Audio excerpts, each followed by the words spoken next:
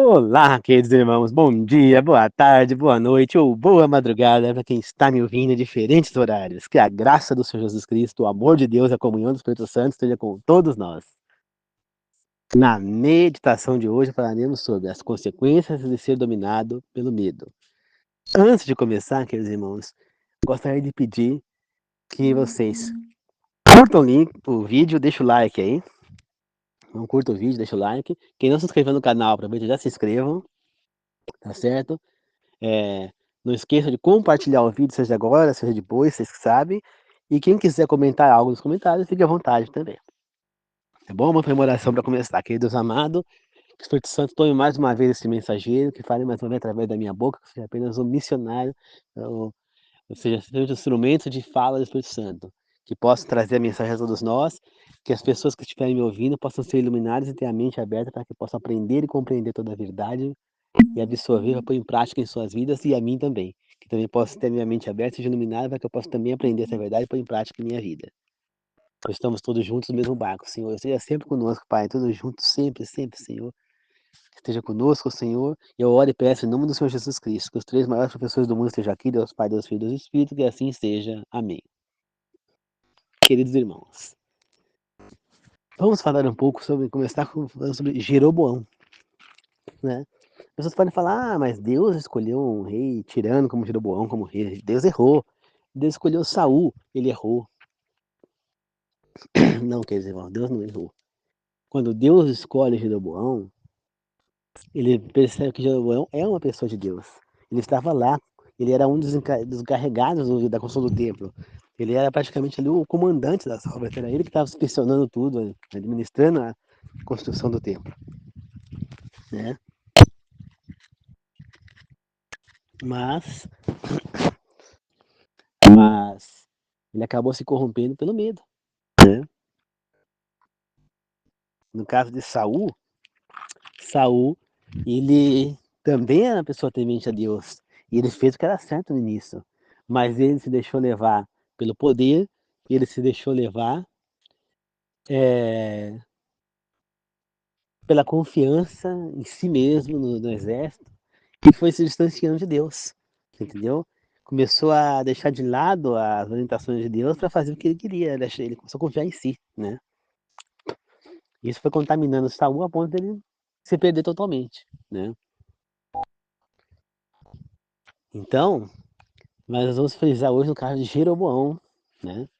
Então você vê como que Jeroboão começou a se alterar, mudar a sua personalidade. Depois que ele se torna rei de Israel, né, das 10 tribos, e Roboão, filho de Salomão, ficou com 2 tribos, né, Judá e Benjamim, aí o que acontece? O templo de Deus ficou no reino de Judá, que era o reino de Judá e Benjamim, o reino de Roboão. E Jeroboão, ele ficou com medo, por quê? Todo o povo de Israel ia se unir, né, em prol do templo em algumas festas, inclusive até a festa das que fazia aquelas tendas, eles acampavam nas tendas, tudo. Então Jeroboão começou a temer, ele começou a falar: esse povo vai para lá, ele vai se juntar a Roboão e eles vão vir aqui e vão me matar e Roboão vai ficar com o reino. E ele começou então a temer não só pelo reino, mas pela vida dele. E esse medo ele deixou que tomasse conta dele. Então, para evitar que o povo fosse para Jerusalém, para orar a Deus, ele então começou a criar idolatria em Israel, criou falsos deuses, né, ídolos, criou falsos sacerdotes, tudo para que o povo ficasse ali mesmo, né?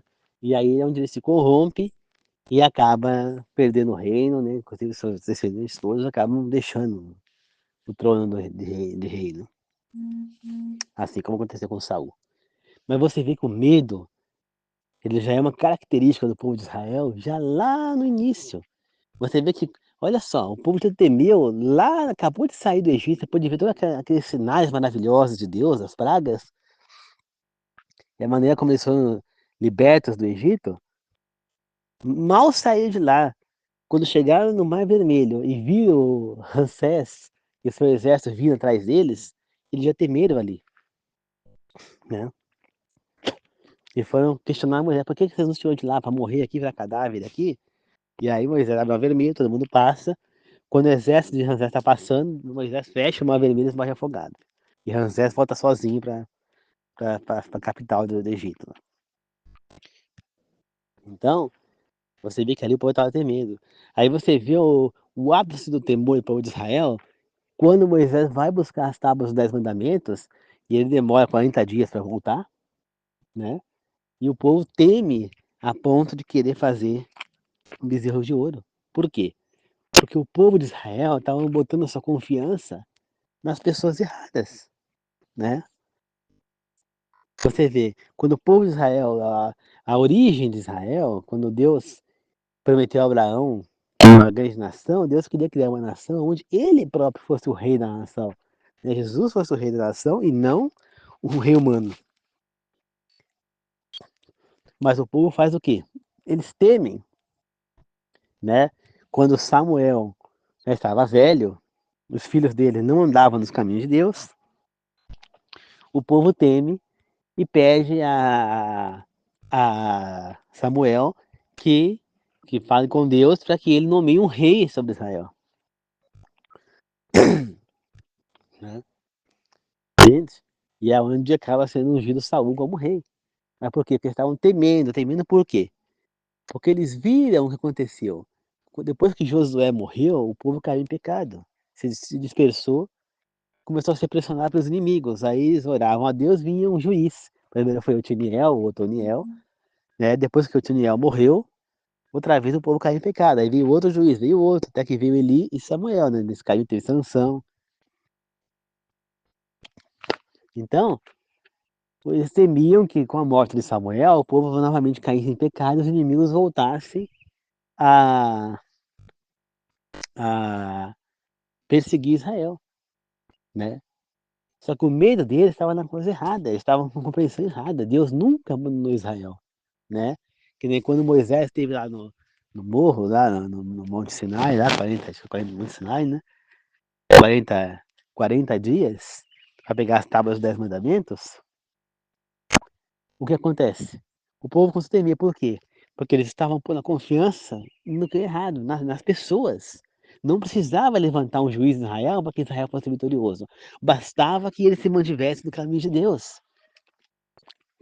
No caso, na época de Moisés, o povo estava adorando Moisés e não a Deus, como se os poderes fossem de Moisés. Então eles começaram a temer que Moisés tinha morrido lá no alto do monte. E se desesperaram sem a presença de Moisés. Quer dizer, que só existiriam os milagres, as vitórias com Moisés ali? Moisés era o Deus? Não, o Deus era o Deus único. Moisés era só um mensageiro, um profeta de Deus, como no caso, posso dizer eu como mensageiro, quer dizer que eu sou mensageiro, né? Então eu sou Deus. Quando eu não estiver mais por aqui, acabou? Não é assim. Mas é o que pensava Israel. Pensava que Moisés era o Deus, que sem ele não existia mais o Deus.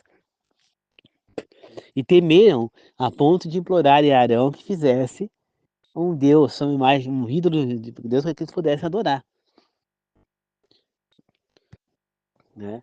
E foi onde Arão pediu que levasse todo o ouro que encontrasse e fizeram o bezerro de ouro. Aí você vê. Por quê? Porque eles temiam a coisa errada. Você vê quando Deus fala com eles antes disso acontecer, né, querendo falar para eles as leis e tudo mais, eles fazem o quê? Eles temem, eles começam a se distanciar onde estava lá a presença de Deus e temem, falam para Moisés que ele intercepte as conversas entre o povo e Deus, que ele falasse, que eles falassem, o que Moisés falasse, eles fariam. Compreende, queridos irmãos? Mas, por quê? Porque eles temeram por quê? Porque eles eram fracos na fé. Então, o temor, que é o medo excessivo, causa na gente, muitas vezes, que a gente cometa erros. Faz que a gente fraqueje na nossa fé.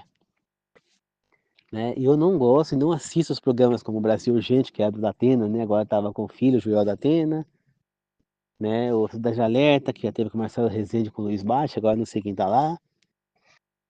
Por quê? Porque são programas policiais que aí você fala: "Ah, mas é uma coisa interessante". Sim, só que acontece o seguinte, você vê lá, fulano estava chegando em casa, foi assaltado, foi morto. Ah, o outro chegou em casa, foi assaltado, o outro foi atacado no meio da rua, foi morto, o outro você vai começar a desenvolver um medo, quer dizer, até uma síndrome do pânico de não querer sair na rua. Você vai começar a deixar de confiar em quem? Em Deus, né. Aqui em casa eu tenho um exemplo disso, né. Eu e minha mãe, 2 coisas diferentes.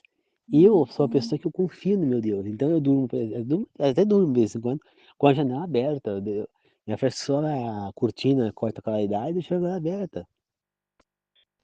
E como é que fala? Eh, Às vezes eu fecho antes de dormir, mas deixo aberto até tarde da noite, quando eu tô acordado. E minha mãe tá dormindo, fecha a janela, fecha ela com a janela fechada, aquele calorão e ela com a janela fechada. Por quê? Porque ela deixa o medo dominar ela. Ela não confia em Deus como eu confio. Eu confio que Deus não vai permitir que aconteça nada, mas ela não confia,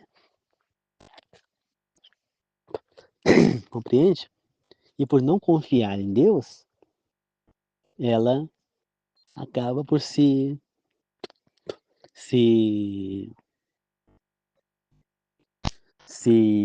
como é que fala? Eh Ai, deu branco. Por não confiar em Deus, ela acaba por passar a lua e deixar o medo tomar conta dela, e ela assistir esses programas, entendeu? Então, nós não podemos deixar que o medo tome conta da gente. O mundo que nós vivemos é um mundo de maldade, o mal está toda parte, mas nós temos que confiar na proteção de Deus. E nós só vamos poder confiar se nós formos realmente filhos obedientes dele, se realmente nós estivermos procurando de verdade a ele, né. Foi o que não fez, por exemplo, Jeroboão, o povo de Israel, né. Por quê? Porque eles punham a confiança dele na coisa errada. Eles punham a confiança em homens. Então Israel achava que, sem um líder, eles não iriam conseguir vencer os adversários. E na realidade eles já tinham esse líder que era Deus. O que eles precisavam fazer era respeitar a Deus, era seguir as orientações de Deus. E eles então teriam essa vitória. Era não idolatrar. Mas o povo não compreendia assim, é que nem na época de Jesus. O povo queria o Messias que o libertasse não é nem da escravidão, né, de serem cativos, né, da dos romanos. E Jesus até veio para libertar, mas não para libertar do pecado. Não para libertar Israel dos romanos, mas sim para libertar do pecado, né, para isso que ele veio libertar, né. Quando ele quando ele morre na cruz, ele liberta todos nós do poder do pecado, né. A partir daquele momento, nós tenhamos a liberdade de escolher novamente, né. Até a morte de Jesus, nós estávamos condenados à morte, nós não tínhamos escolha, né, nós iríamos para a morte eterna e para o lago de fogo. E aí, com a morte de Jesus, nós voltamos a ter uma opção novamente, né, porque nós não tínhamos, nós íamos para a morte eterna, porque esse é o preço do pecado. Aí, o que acontece? Após a morte de Jesus, nós tivemos novamente a escolha de escolher entre a vida eterna e a morte eterna. Mais uma vez nós tivemos o direito dessa vida, né. Jesus morre naquela cruz para nos presentear novamente com o paraíso, ele quer nos dar de volta o Éden, ainda melhor. Mas para que nós tenhamos o Éden de volta, nós devemos entender que nós teremos que, para viver naquele mundo que Jesus está oferecendo, seguir as leis daquele mundo. É que nem, por exemplo, eu estou aqui no Brasil, eu vou para os Estados Unidos, eu posso, aí eu chego lá, e tem coisas que aqui no Brasil é assim, que tem um remédio que eu não lembro qual que é, que no Brasil é normal, ele é aceito como normal. Agora nos Estados Unidos é proibido. Então eu vi outro dia uma moça que chegou nos Estados Unidos, brasileira, que ela levou um remédio que ela precisava tomar, né, E ela chegou lá, quando pegaram, vistoriaram ela e viram aquele remédio, eles não só a prenderam, porque lá é proibido esse remédio, como eles deportaram ela de volta para o Brasil. Entende? Então, se eu vou para os Estados Unidos, eu tenho que seguir as leis dos Estados Unidos. Não é que nem pessoal. O cara é dos Estados Unidos. Então lá é permitido fazer, por exemplo, experiência com células-tronco. Então o cara faz lá. Aí o cara, um cientista de lá, americano, vem para o Brasil, aí ele pega e faz experiências com células-tronco aqui no Brasil. No Brasil é proibido. O que vai acontecer? Se ele for pego, né, foi comprovado que ele fez, ele vai preso. Ele vai ter que responder pelo crime. Por quê? Porque ele está no Brasil, ele vai ter que seguir as leis do Brasil. Mesma coisa é na vida eterna, queridos irmãos. A vida eterna, nós teremos como rei Jesus Cristo. O mesmo rei que Israel tinha até rejeitar para escolher Saul como rei, né? Deus foi Saul depois que Jesus foi rejeitado como rei de Israel. Você entendeu? Então, nós teremos Jesus como rei. E ele tem as suas leis e mandamentos que nós devemos seguir. Vocês estão dispostas a seguir estas leis? É essa a pergunta. Como que vocês querem viver debaixo da graça de Jesus, que a graça os atinja, e você vá para a vida eterna, se você não segue as leis de Deus, né? Como eu já falei aqui, a lei de Deus é um espelho. Quando você olha nela, você vê que você está sujo. Você vê que você está imundo, que você está em pecado. E aí você vai e faz o quê? Você vai pegar o espelho e vai passar na cara para se limpar? Não, você vai na água com sabão, que é a graça de Jesus. Que é essa água com sabão. E lava-se para limpar essa sujeira. Não é? Que você está vendo no espelho. É exatamente assim que funciona. A lei é o espelho. Você olha na lei e vê, eu estou em pecado porque eu nem faço isso bem contra o meu próximo. Eu estou em pecado porque eu roubei alguém. Eu estou em pecado porque eu traí a minha cônjuge. Eu estou em pecado porque eu desrespeitei meu pai e minha mãe. Eu estou em pecado porque eu dei falso testemunho contra o meu Deus. Eu estou em pecado porque eu estou adorando imagens, ídolos, pessoas. Então eu preciso me purificar. Então eu me arrependo do que eu estou fazendo e me volto para Deus. Eu estou em pecado porque eu estou cometendo homossexualidade. Eu estou em pecado porque eu estou mexendo com espiritismo, com contato com mortos. Eu estou em pecado porque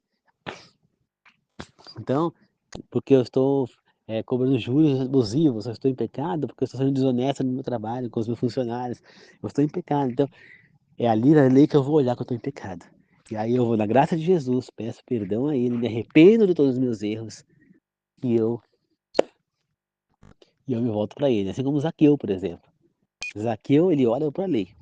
Ele viu que ele estava em pecado porque ele estava cobrando impostos abusivos, porque ele estava prejudicando pessoas. Ele fez o quê? Ele se arrependeu, se voltou para Deus, vendeu metade de tudo que ele tinha, deu aos pobres e ainda devolveu às pessoas que ele tinha cometido mal 2 vezes mais, 4 vezes mais, acho, né? 4 vezes mais do que o que ele tinha prejudicado a pessoa. Então, se ele tinha cobrado, por exemplo, 2.000 moedas de prata a mais a pessoa, ele não só devolvia as 2.000, mas ele devolvia 8.000 moedas de prata. E assim, Zaqueu se converteu a Deus e a graça de Jesus pôde atingir Zaqueu. Então, é exatamente isso que aconteceu. Zaqueu olhou para a lei e viu que ele estava em pecado. E é assim que nós devemos fazer. Então, se não existe a lei, não existe o pecado, não tinha motivo para Jesus Cristo, né, vir para nos salvar, morrer naquela cruz. Por que Jesus morreu naquela cruz? Se a lei não existe, Jesus Cristo não tinha motivo para morrer naquela cruz. Aí muita gente vai falar, mas Jesus Cristo, depois que ele morre na cruz, que a lei deixou de existir, antes ela existia, ele veio para purificar. Não quer dizer que antes de Jesus tinha lei. Aí as pessoas estavam em pecado e ele morreu para salvar aquelas pessoas do pecado, aquelas pessoas que se voltaram para ele antes que matava os animais, que realmente se arrependeram dos seus erros. Tudo bem. Então quer dizer que hoje em dia eu posso matar, eu posso roubar, eu posso adulterar, posso tudo isso. Porque se for assim, meus irmãos, eu prefiro ser ateu. Porque acreditar num Deus que é prova que a pessoa mate outra, que roube outra, que haja adultério, Ah, não, mas isso aí continua valendo. Mas se vocês estão me falando, se vocês estão falando que o Velho Testamento foi abolido, que os mandamentos não valem mais, como é que agora vale? Não, quer dizer que só não vale o sábado, então quer dizer que os outros valem. Então, os 10 mandamentos viraram 9 mandamentos, é isso? Então quer dizer que só o sábado aqui não vale. Por quê? Você percebe que não faz sentido? Qual é a lógica disso? Ah, não, continua sendo 10, só que agora, ao invés de ser guardado de sábado, é guardado de domingo. Ah, então continua sendo 10. Interessante. Mas aonde está escrito na Bíblia que foi alterado isso? Me mostrem. Vocês não vão achar porque não tem. A Bíblia nem cita domingo, não existe isso na Bíblia. E onde está escrito primeiro dia da semana, que no caso é o domingo, é citado 3 ou 4 vezes, em contextos totalmente diferentes, nada falando sobre guardar esse dia. Então, como que vocês podem alegar que foi abolido? Aonde está escrito isso? Não está. Não existe na Bíblia sobre esse assunto. Não existe. O que a Bíblia prega é que a lei de Deus continua valendo e ela está escrita na nossa mente e no nosso coração. E cabe a nós seguirmos ela ou não. Nós precisamos aprender a confiar nele. Mas Deus deixou Israel de lado porque eles começaram a adulterar, porque eles começaram a se distanciar do quê? Das leis de Deus. Por isso, Israel caía em pecado. Por isso, Israel era derrotado por seus inimigos. Aí, o povo de Israel orava a Deus. Ele mandava um juiz justo para ele ir lá e libertar desse massacre de Israel. Aí, depois que esse juiz morria, o povo voltava a cair em pecado. Então, não era Deus quem estava os abandonando, e sim o povo quem estava caindo em pecado. Por quê? Porque eles estavam abandonando as leis que Deus ordenou. Moisés é muito claro lá no coisa. Depois Josué refaz as falas de Moisés, né? Falando que se Israel seguisse os mandamentos e as leis de Deus, andasse nos caminhos do Senhor, que é seguir as leis e os mandamentos, Israel seria abençoada, seriam bênçãos, seria uma nação que mandaria leite e mel, que choveria sempre que necessário, que seria uma nação que viveria em paz, sem guerra. Mas Moisés, quando ele contra Josué, também amaldiçoaram Israel ao mesmo tempo. Que se eles não seguissem as leis e os mandamentos de Deus, ou seja, não andassem nos caminhos de Deus, que maldição caía sobre eles, que eles iriam ser atacados pelos seus inimigos, que eles iriam ser massacrados, iriam perder a terra prometida, e iriam virar cativos novamente e tudo mais.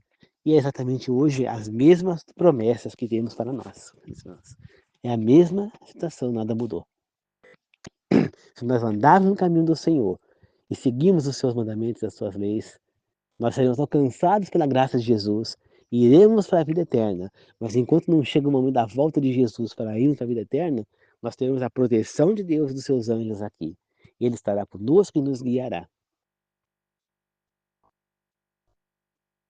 Então, essa é a promessa. Agora, para aqueles que não seguiram os caminhos do Senhor, que não guardaram os mandamentos e as leis, Jesus diz também a promessa é a seguinte, a maldição é a seguinte: se vocês não ensinarem os caminhos do Senhor, vocês se desviarão do caminho, irão parar no lago de fogo e na morte eterna.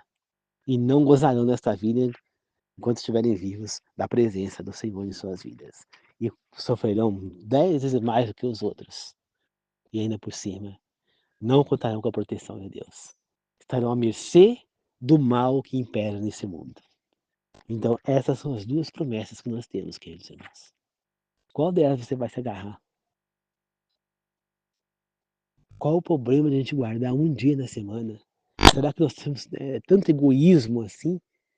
O egoísmo é tão grande que a gente não para guardar um sábado. Gente, percebe que é um egoísmo quem não quer guardar um sábado? Nós temos 6 dias na semana para nós, para viver a nossa vida. 6. Deus está pedindo um só. Você falar sendo que ele estivesse pedindo 6 dias, deixando um para nós, fala, 6 dias vocês não vão fazer nada, só vão trabalhar num. Aí, aí, nós poderíamos até falar, não, Deus tá exagerando, entendeu? Entendeu? Agora, ele tá pedindo um só, tá deixando 6 pra gente e tá deixando um só pra ele. Será que é muito que ele tá pedindo? Por que que nós não vamos seguir, queridos irmãos? Por quê? Fica aqui essa meditação para vocês. Será que vocês não estão sendo egoístas e não querer dedicar um dia só para Deus? Um dia. O que que é um dia para ele? Então, Jeroboão pecou porque ele se distanciou de Deus por se deixar corromper pelo medo. O povo de Israel se distanciou várias vezes de Deus porque ele se deixou corromper pelo medo. E essas são as consequências. Quem se deixa corromper, quem se deixa dominar pelo medo. Quem se deixa dominar pelo medo acaba se corrompendo e se desviando dos caminhos e das leis de Deus. E aí é onde é entregue ao mal nesse mundo, é entregue ao medo e é dirigido pelo medo e acaba cometendo erros que se desviam do caminho do Senhor por conta do medo. Tá aí as consequências, queridos irmãos. Será que vocês estão dispostos a arcar essas consequências? O medo é importante. Porque o medo é uma coisa que faz ficar atento, que nem, por exemplo, eu tenho fé em Deus, mas é claro que eu fico com medo, por exemplo, aqui eu tô no sítio, então pode ter cobra, aranha, entendeu? Bichos peçonhentos, então eu tô fazendo o quê? Eu tô aqui falando com vocês, mas o meu medo me faz ficar alerta, então eu tô olhando se não tem bichos em roda aqui, se não tem cobra, se não tem aranha, bicho que possa vir na minha direção para me picar. Então o medo me faz ficar atento, mas agora eu não posso me deixar dominar por ele. Fala, não, porque eu tenho medo de ser picado, eu não vou sair dentro da minha casa, vou me trancar dentro de casa, as portas, tudo, e ali não vou ser atacado. Não, também não é assim. Aí eu tô deixando o medo me dominar. E tudo em exagero faz mal, tudo.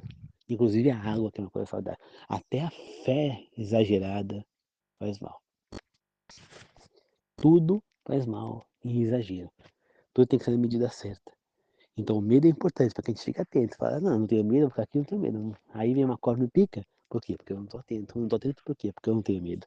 Porque eu, eu confio excessivamente em Deus e acabo não ficando atento, né? É que nem aquele homem, né? A história do homem que estava em cima de uma casa, ilhado, a água estava subindo, ele lá no telhado, e aí passou um tronco, e ele falou, não, não vou, Deus vai me salvar. Passou um helicóptero, jogou aquela cordinha, naquela escada de corda, para isso vai salvar? Não, não vou, Deus vai me salvar. Passou um bote, não, não, não vou, Deus vai me salvar. Passou o barco, não, Deus vai me salvar, não vou. A água subiu e ele morreu afogado. Aí ele chega no céu e fala para Deus: eu confiei tanto em ti que o Senhor salvar e você deixou eu morrer afogado. Deus falou para ele: eu mandei o bote, eu mandei o barco, eu mandei o tronco, eu mandei o copo. Se você não quis salvar, queria que eu fizesse mais com você. Né? Deus não vai pegar você, tá vendo a cobra vindo aqui perto de mim, e ele vai pegar e vai matar, vai jogar um raio e matar a cobra não picar. Não. Mas ele nos deixa o medo para nos deixar alerta e nós estamos em vigia. Ele está me mantendo de vigia, né? Para que eu possa estar alerta se algo acontecer. Deus, ele fala, ele não vai fazer as coisas, mas nós temos que aprender que nós temos que confiar sim nele. Mas se ele vai te mandar ele está te mandando um salvamento, né? Algo para que você salve aquele cara. Deus mandou para ele as coisas para que ele salvasse, mas ele não quis. Ele achou que Deus ia chegar lá, descer do céu, ia pegar ele de cima e botar no lugar salvo. Não, isso Deus não vai fazer. Entendeu? Então, a pessoa tem que aprender a reconhecer quando Deus está indicando algo pra gente. Né? É que nem no Covid. A pessoa fala, não, não, eu não vou usar máscara porque Deus não vai deixar que eu pegue Covid. Não vou pegar Covid. Aí a pessoa pega Covid e morre de Covid. Não. Deus falou, usa o álcool gel. Deus deu álcool gel para limpar as mãos, para evitar algum contamínio. Deus falou, usa máscara, tal máscara, para evitar que seja contaminado com Covid. Deus falou, evite estar em lugares públicos, fechados, principalmente. Agora, se você não segue, e pega o Covid e morre, fala, Deus abandonou. Não, Deus não abandonou você. Você é que não seguiu as orientações que deveria. Tá certo? Então nós temos que aprender a ver os sinais. Deus nos dá os sinais. Então não é porque eu confio em Deus que eu posso fazer qualquer coisa. Não é porque eu, eu confio em Deus que eu vou pegar simplesmente e vou andar sem máscara. não vou vacinar, não vou fazer nada, porque Deus vai me proteger. Não é assim que funciona, queridos irmãos. Deus, ele vai nos proteger. Muitas vezes ele põe a vacina para nos proteger, muitas vezes ele dá a máscara para nos proteger, o álcool gel, o álcool 70 mesmo nível para nos proteger. Deus está aí para isso, queridos irmãos. Agora, ele vai agir de várias maneiras na nossa vida. Nós temos que aprender a reconhecer quando ele está agindo. E entender a vontade dele em nossa vida. Então não devemos se entregar para o medo, tá certo? Então é isso, queridos irmãos. Vamos para a oração de encerramento. Queridos amados, muito obrigado por essa meditação. Obrigado e peço que o Senhor põe em nossa mente, que nós ilumine para que nós possamos absorver, refletir, pôr em prática nossa vida, que nós não deixemos em momento nenhum que o medo nos tome para que nós nos corrompemos e nos desviamos do seu caminho, Senhor.